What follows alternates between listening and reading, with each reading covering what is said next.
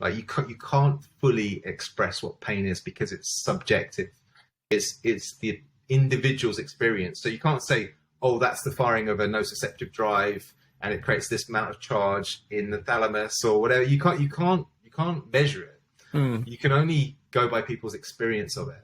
And so it's actually a very difficult thing to describe. But I think one of the best ways of conceptualizing it is that it is, I mean, Paul Chek says it is a means of quickening consciousness. And what he's saying is kind of what I was alluding to earlier, which is the idea that the pain distracts you from everything else. It says, hey, there's a problem here. You need to address it. Okay.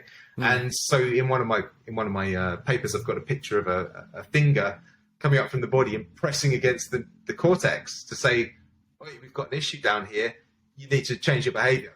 The challenge is working out, well, what element of the behavior do I need to change? So, Welcome to the Radical Health Rebel podcast with your host, Leigh Brandon. If you enjoy the podcast, please leave a 5-star rating and a warm review. And now, here is Leigh, the Radical Health Rebel, with this week's podcast.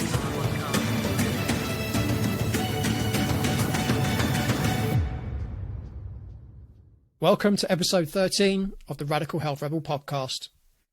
This episode, entitled The Purpose and Potential of Persistent Pain with Matt Wallden, Part 1, is such a big topic that I felt it beneficial for you, the listeners and viewers, that the sheer amount of information my buddy Matt has to share with you was best split across 2 episodes. Persistent pain affects so many people and causes great loss of quality of life that it really justifies 2 episodes and also organises the information into manageable chunks. In this episode, Matt explains his background and the beginnings of how he learned a lot of the information about persistent pain. And we get into a dialogue around persistent pain, what it is, and what are some of the causes of it. In episode 14 next week, I will share part 2 of the interview, where we get more into the things that you need to do to overcome your persistent pain, things that you probably won't have heard of before. I highly recommend that if you have persistent pain, you watch or listen to this episode, as it will help you understand why you have persistent pain and why you need to do the things that Matt suggests in part 2 to overcome your persistent pain. You might wish to hit the pause button now, get yourself a paper and pen, and write notes as you go, making notes of the key points that you will probably never have heard of before, especially if you've already received professional help, which hasn't helped to eliminate your persistent pain. So do enjoy part 1 of the interview with the super smart Matt Wallden. Matt Wallden, welcome to the Radical Health Rebel podcast. How are you doing? I'm very good. Thank you, Leigh. How are you? I'm very good, and I'm very pleased to have you on the show. Yeah, likewise. Great to be on it. So today's episode is entitled Purpose and Potential of Persistent Pain. And according to a UK government survey recorded in 2017, 34% of those surveyed reported suffering from persistent pain. 45% of people who were sedentary reported having persistent pain. And then those with persistent pain increases with age. So from 18% in 16 to 34-year-olds up to 53% in the over 75s. In addition, 81% of people with a musculoskeletal condition reported it as persistent pain. And the persistent pain also increases with BMI from 29% of people who are underweight up to 54% of people who are very obese. So persistent pain is a very big problem and has significant impacts on life quality, as I've experienced myself, but also having worked with hundreds of clients with persistent pain over the last 2 decades. And interestingly, it was you, Matt, back in 2003 that helped me with my knee pain and my shoulder pain. Oh, yes, that's right. 19 years ago. It's just crazy to think it's that long ago. So, Matt, it's great to have you on the Radical Health Rebel podcast to discuss this really important topic that, you know, so many people do suffer from, but often do not receive any kind of long-term effective professional help. But to kick things off, what I think would be really good is for you to share a little bit about your upbringing, your educational background, and your professional career to date. Sure. Okay, great. So, so I live in Surrey in the UK, and I grew up here from the age of 8. I was elsewhere in the country prior to that, but so I think probably the relevant elements of my upbringing. So had quite a pleasant family life. When I was a young lad, I was a very good footballer and was doing pretty well with that, and was playing in one of the sort of area representative sides, and kind of got to about probably 12 years of age actually, and we got to the county cup final, and we were doing really well, and there was loads of scouts there, and some of the boys in the team were already sort of signed up for professional clubs, and I wasn't, and I think when I didn't get spotted in that county cup final, perhaps prematurely, I decided that, well, maybe I'm not going to make it as a professional footballer. So therefore, because that was kind of my dream as a young lad, maybe I should think about how I can still work in professional football. If I'm not going to make it as a footballer. So as you go into your secondary education, you start thinking about your GCSEs and your A levels and all that kind of stuff. And so I started to select the right subjects that could lead me into something like physiotherapy. My dad had always been someone who went to an osteopath. He was one of these people that, I wouldn't say he had persistent pain, but he had recurrent bouts of back pain, and they'd be quite severe when they came on every 6 months or a year. He'd need to go and see the osteopath, and they would sort him out. So I was aware of osteopathy as well. Around that time, sadly, my mum died. So I was 13 when my mum died. She got breast cancer probably when I was about 11 and a half, 12. And there's that whole sort of process of various surgeries and chemotherapy and all the rest of it. And she ultimately died when I was 13.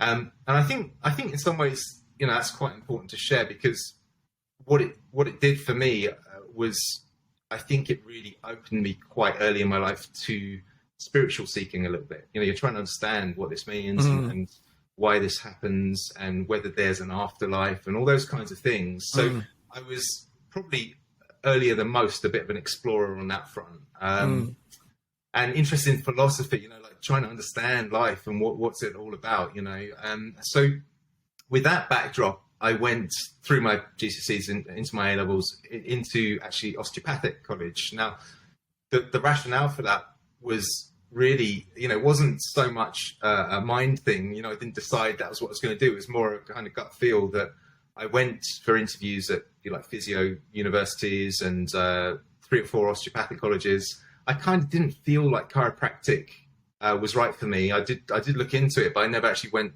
for interviews at the colleges. I think mainly just from talking to people and perhaps their biases influencing me away from it. But ultimately, partly, I guess, because my dad also saw osteopaths and got great results with them. For me, it felt like there was something a little bit, special or different about osteopathy compared to physiotherapy. A little, in a way, it felt like there was perhaps a little bit of magic in osteopathy, because my dad especially used to benefit from cranial type of osteopathy, which is very, very gentle. And although it's kind of taught along a mechanical framework, talking about the bones of the skull moving in a certain way and all this kind of stuff, the research doesn't really bear that out. And it seems actually there's probably more of an energetic form of healing.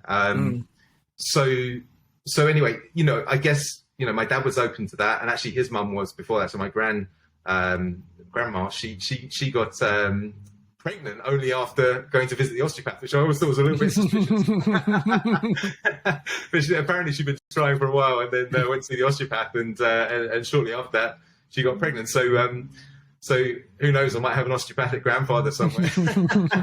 But obviously the story is that whatever treatment he gave, it was ultimately resulted in my dad being around. So I guess there is a bit of a lineage there. But then when I went to the interviews at the various osteopathic colleges, the main college in the UK at the time was called the BSO, the British School of Osteopathy.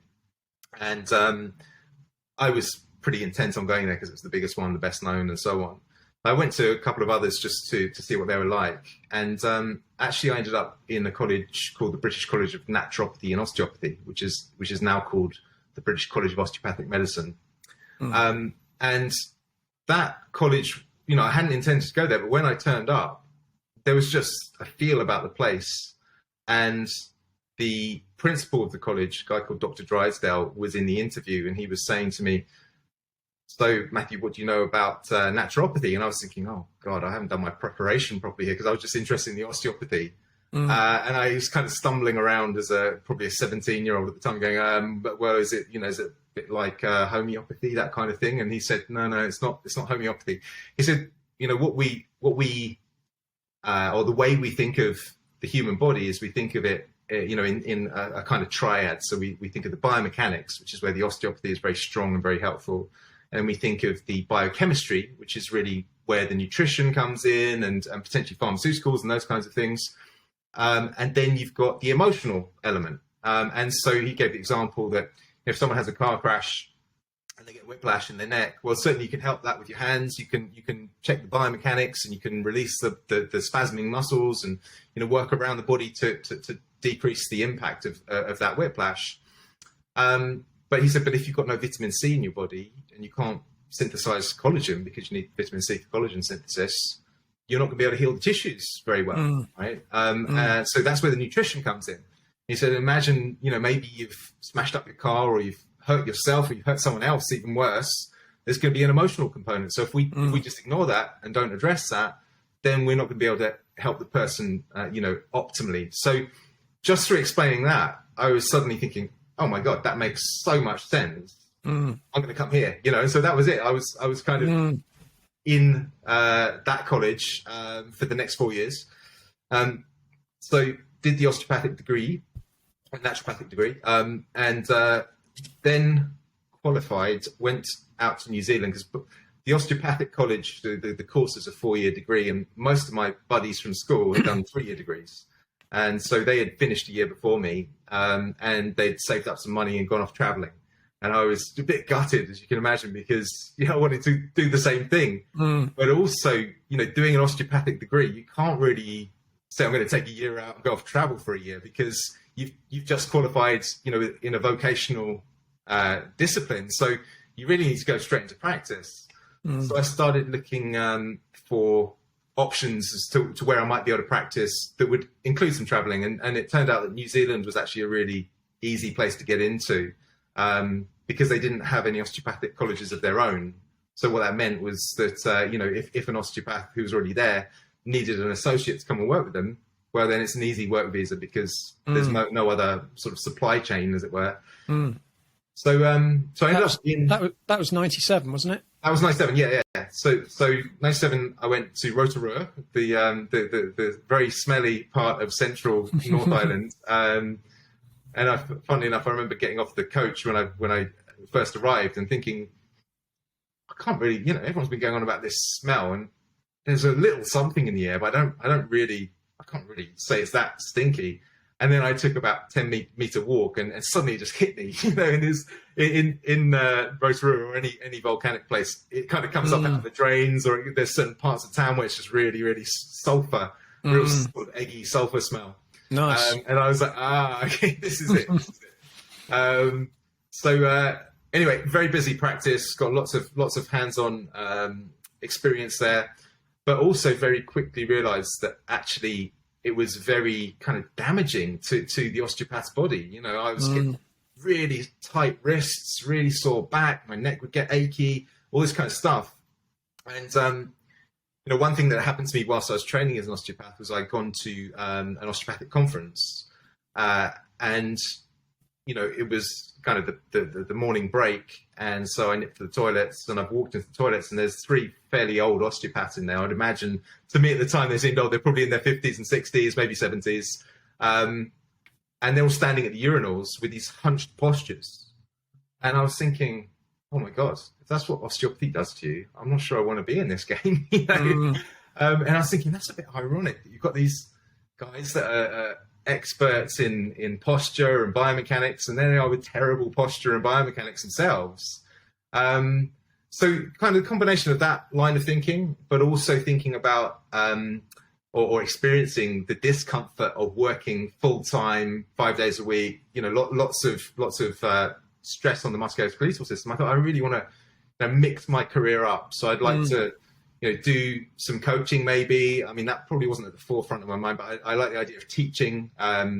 I like the idea of writing or presenting. And so I thought I'd try and explore those as my career unfolded. And it was while I was there in New Zealand that I saw an advert for this guy coming to town called Paul Check, who I'd never heard of before. But on the sort of A4 flyer, it had Paul Check, free talk at the local Rotorua Rugby Club, talking about primal patterns. It had a picture of someone squatting, someone lunging, etc.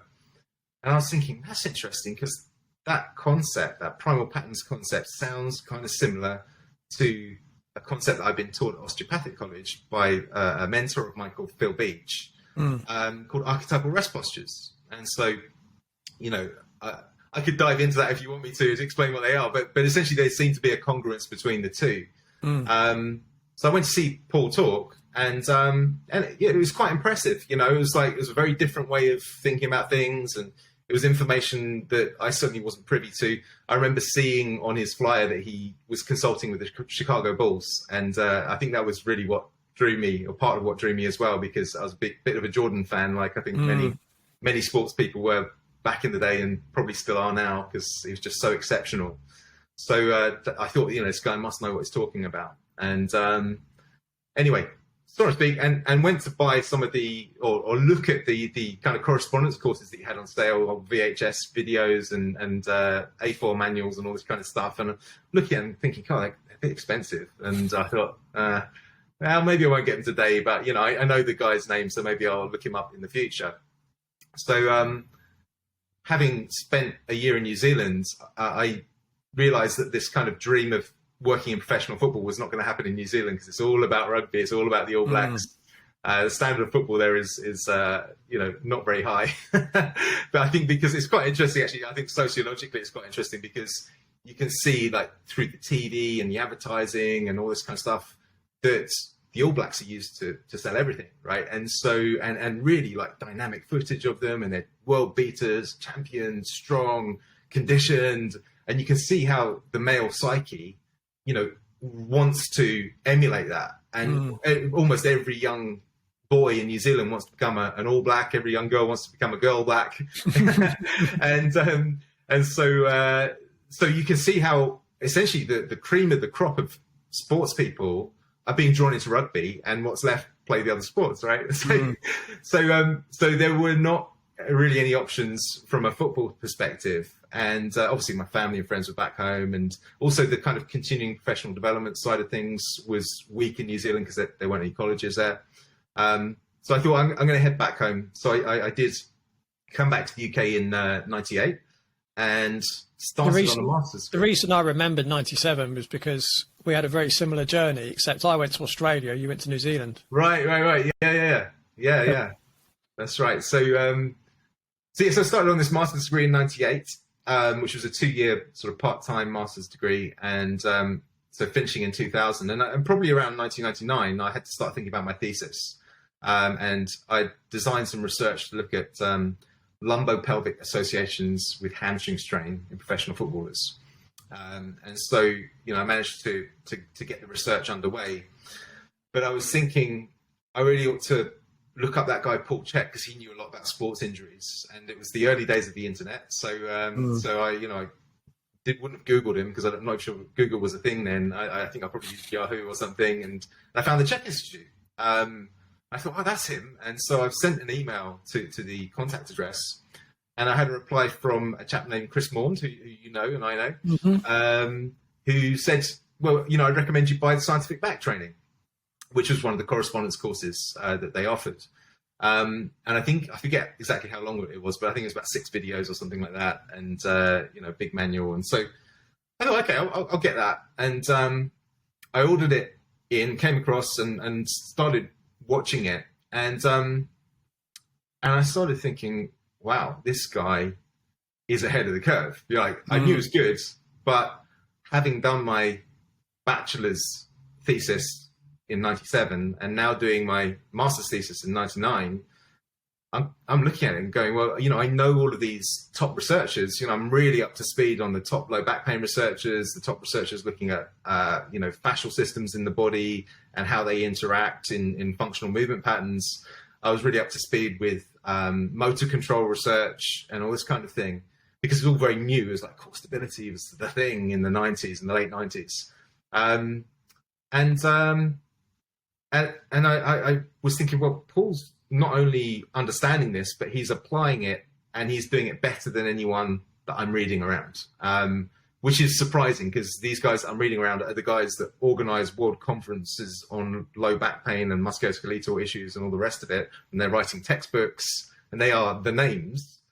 Yet Paul somehow has mastered this stuff. And then I looked at the dates on the videos and they were shot in 1994. And I'm thinking, wow, if these were shot in 1994, he's got to have been practicing it at least for a few years prior to that to have got good enough and confident enough to shoot a video on it. So I was just thinking, this guy is way ahead of the curve. So when I heard that he was coming to the UK, which was, I think, January 2001 in Maidenhead, did you go to those? No, I wasn't at that one. No, not that one. Right. I first saw Chris Maund in '99. Okay, yeah, right. He came over to the UK with Janet. Yes. And they did the UK's PT conference. Right. Yeah. And I imagine they were quite impressive. They were. Janet did the supine lateral ball roll. Yeah. And I was like, wow, a human being can actually do it like that. Yeah. She literally had just her fingertips on the ball on one side, which for those people that don't know what supine lateral ball roll is, it's a pretty difficult exercise for most people. Yeah. But to have done it to that extreme was pretty impressive. That's impressive. Very, very, very good. So anyway, so I saw Paul. I booked in for his seminars in January 2001, and again, this time it was just another level. It was like he had taken it to a level way above when I saw him 4 years previously, and he was talking about, he actually mentioned the naturopathic triad, that triad I mentioned at the beginning, the sort of nutrition, biomechanics, or I should say biochemistry, biomechanics, and emotions.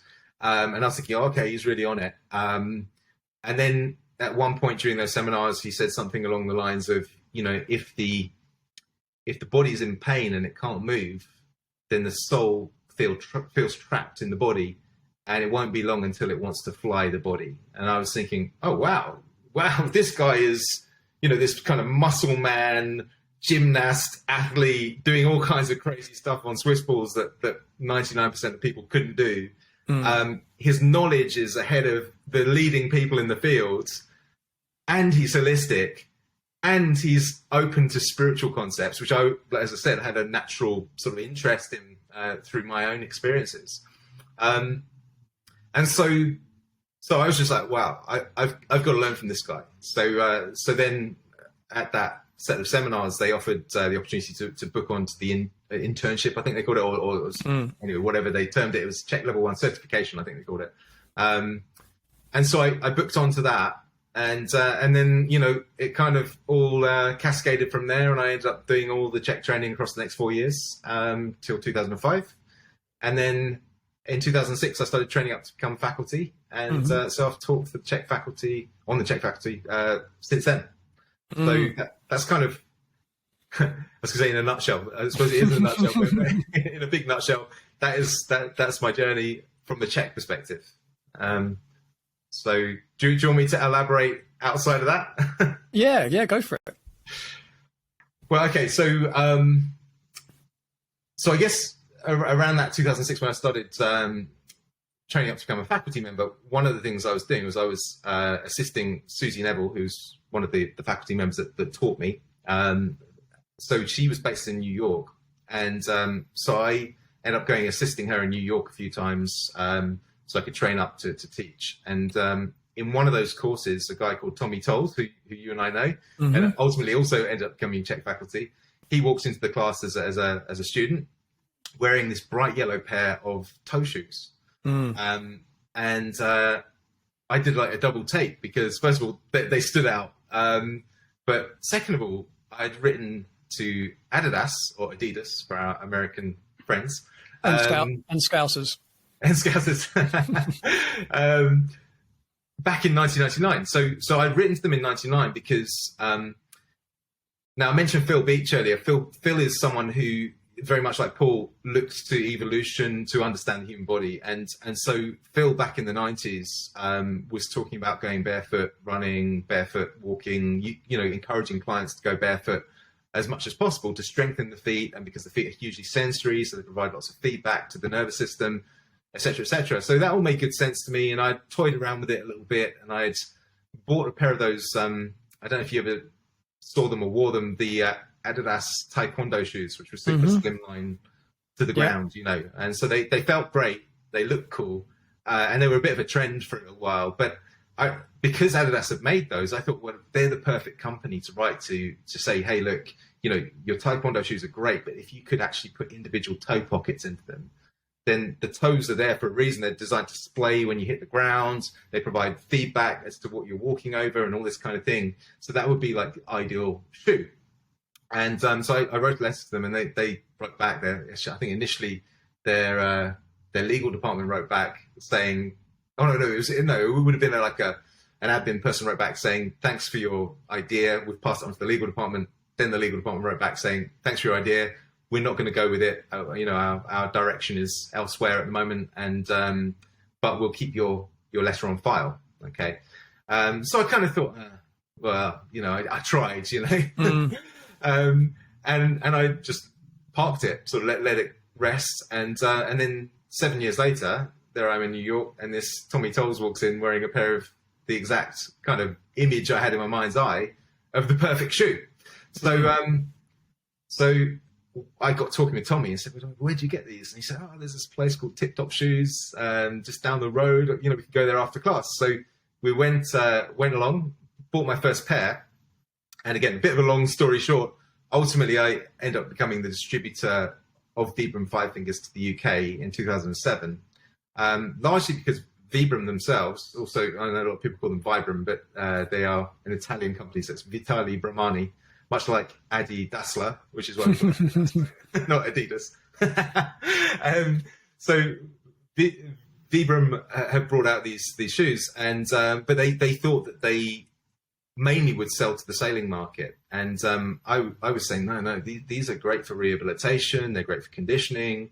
You could even run in them. And it was the first they'd heard of the rehab and conditioning. They knew there were people that ran barefoot because they'd been approached by a guy called Barefoot Ted, who ran marathons barefoot. And he said, I can wear your shoes to run a marathon. So they knew that you could run in them, although they were very skeptical of that.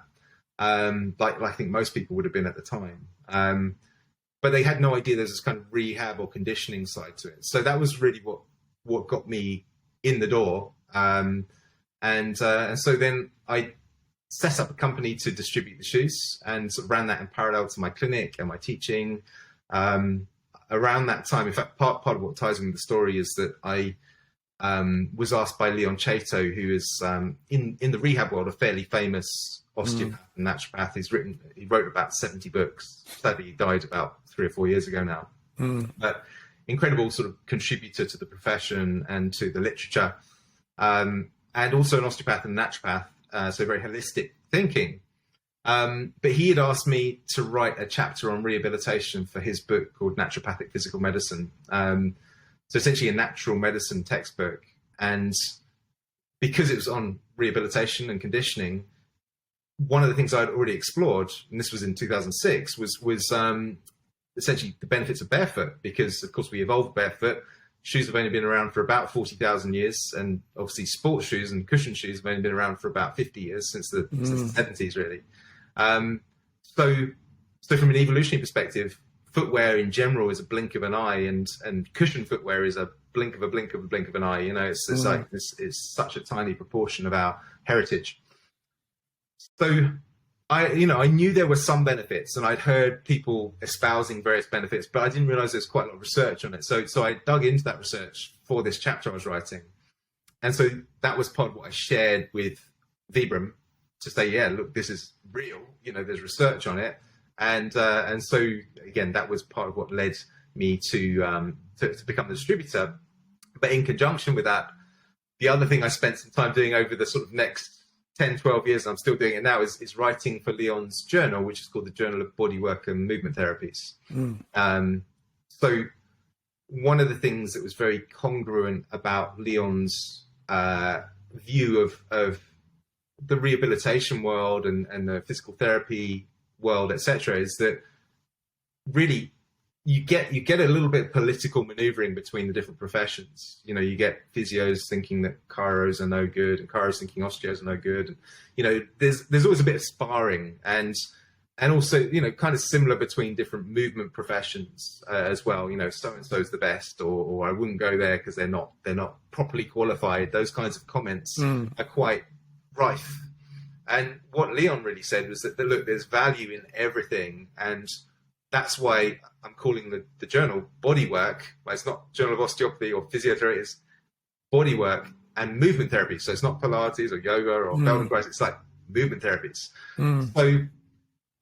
So his view, which totally resonates with mine, is that the ultimate goal is to get the person better, right? And to help someone to move out of pain or to you know, realize their potential in some way. And so whatever tools you use and whatever name it's called doesn't matter. It's the result that matters. And so if you can, you know, be open-minded enough to use different elements from different professions, which of course ultimately with the internet and the availability of information in this kind of information age, everyone's learning from the same books and journals and texts anyway, you know. So to try and define the difference between a physio or an osteopath or a chiropractor or you know, sports therapist, it's very difficult now because they're all very similar. There are differences and there are stereotypes that you know, you can point to, but really you can get it'd be very hard to tell them apart. So so that was really my journey through to 2017. I was doing the shoes, like I say, still writing for the journal, still working clinically, still teaching for the Czech Institute. So here I am in my clinic in Surrey, and now talking with you. Awesome, great stuff. Excellent. So my first question. Yeah. So obviously today's discussion is about persistent pain. But what does the term persistent pain mean, and how does it actually affect people? Right. Okay. So the sort of technical definition, which is a pretty basic definition, is any pain that has lasted beyond 3 months. So once your pain problem has you know, if someone's experiencing pain, then if it goes beyond 3 months, it's technically classified as persistent. So that's the definition, if you like. What was the second part of the question? It was, what does it mean to people? Or yeah. So how does it actually affect people? How does persistent pain affect people? Yeah. Right. So, well, I mean, of course, pain is something that makes you pay attention, right? And therefore it tends to distract you from other things.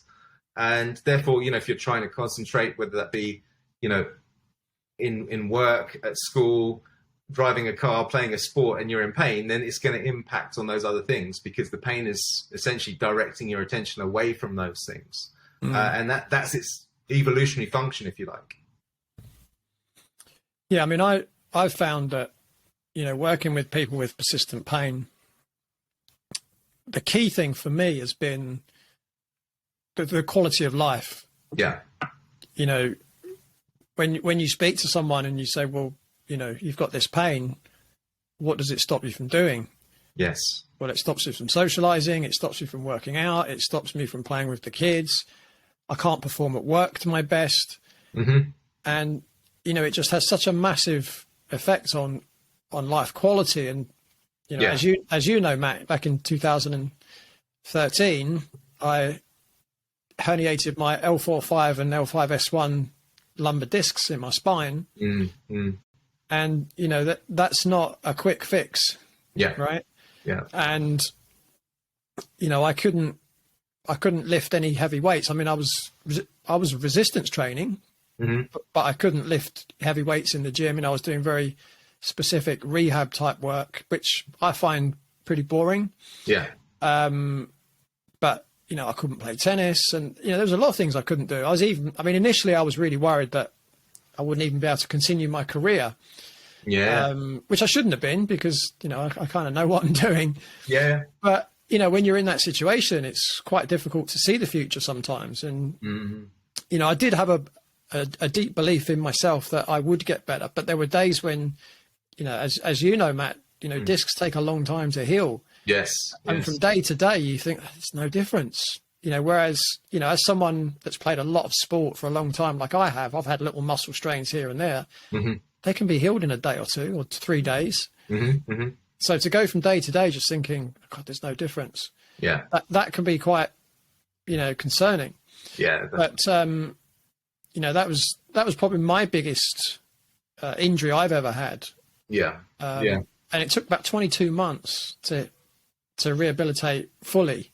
Right. You know, to get back to lifting heavy weights and playing tennis and everything else. So yeah, I'd imagine, you know, your experience is similar with clients as well, in terms of, you know, quality of life being affected by persistent pain. Yeah, definitely. Yeah. Well, one of the questions that's important to ask when someone has persistent pain is, what are the meaningful tasks that have been impacted? So exactly as you just said, but the sort of phrase meaningful task is quite helpful, because there's lots of tasks that could be affected, like mowing the lawn or, you know, putting stuff in the dishwasher. But maybe that doesn't bother you so much. Maybe you get out of mowing the lawn and loading the dishwasher. But there will be meaningful tasks, such as, you know, being able to pick up your kids, or being able to play a sport you love, or being able to do some kind of hobby that you love, being able to make love. You know, there's all kinds of things that can be hugely meaningful that are compromised or just not possible when people have persistent pain. And so I think that's quite an important concept, because what it does is it actually directs the attention of the individual away from the pain and towards the function that's being compromised as a result of the pain. And so then, instead of saying, how am I going to get out of the pain? Oh, my pain's at this level today. Oh, my pain hasn't gone. My pain's gone down my leg or up my leg or whatever. Well, you can say, well, can I function today? And maybe you can't, but maybe you can function a little bit better. And maybe if you follow that program you've been given, or maybe if you follow the dietary advice, maybe you can move towards better function. Maybe there's alternative ways to move, or different sports you could try. Like you just gave the example, maybe you can still go to the gym, but you've got to just limit what you can do in the gym for now, you know. But what you can see is, bit by bit, your function improving. And so focusing on function rather than pain is very important. And because, you know, it provides a route back to those meaningful capabilities, right? So why would you say that persistent pain is such a pervasive health challenge in today's society? Well, it's a good question. The thing is that I think, you know, it's worth prefacing. I mean, you gave a great sort of preface to the podcast by going through some of the stats. But there's research that shows that 1.5 billion people on the planet suffer, or I should say experience. To be careful with our language, that's something we can talk about later. But they experience persistent pain, okay? Which means, you know, it's 1/5 of people are experiencing persistent pain at this present moment. And I would guess most of those are in the Western world as well. Yeah, probably. I mean, I'm not sure on that specifically, but there are various pieces of research that show that persistent pain is lower in cultures that are less developed from an industrial perspective, which is a bit counterintuitive.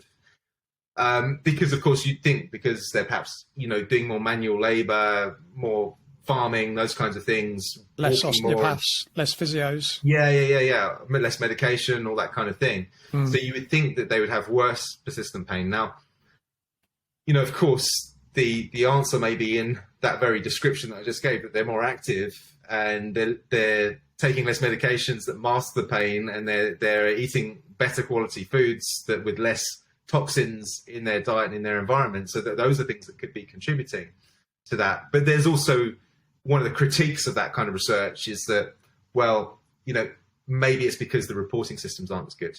So a bit like with COVID, you know, you can look at Africa and there's almost zero COVID in Africa, right? And you're like, wait a minute, I thought that this was, you know, going to kill everyone, but Africa's got almost zero deaths from COVID. And So you could say, well, that's due to just poor reporting systems, and that probably is a factor. The interesting thing is they've got very advanced reporting systems for AIDS in Africa. So it's kind of like, well, can they not use those same systems for reporting COVID? Is that not still a medical center with a computer and all the rest of it? So that's interesting in and of itself. But in terms of why, again, well, sticking with the figures, one of the fascinating things about persistent pain is that in spite of all of our advanced technology, all of our advanced pharmacology, all of the physios and osteos and, all of this kind of pain neuroscience research and so on, persistent pain is still on the rise. And so you're looking at it going, well, hang on, what does that tell us? And really, for me, that tells us we're barking up the wrong tree. Thanks for watching the Radical Health Rebel YouTube channel. If you enjoyed this video, please be sure to share with your friends and family or share via your social media. Hit the like button, subscribe to the channel, and hit the bell icon to receive notifications of new video clips from the podcast. And if you want to watch the full episode, completely ad-free, plus premium content, and join the Radical Health Rebel Patreon community, head on over to the Radical Health Rebel Patreon channel at www.patreon.com/Radical Health Rebel. Thanks again for watching.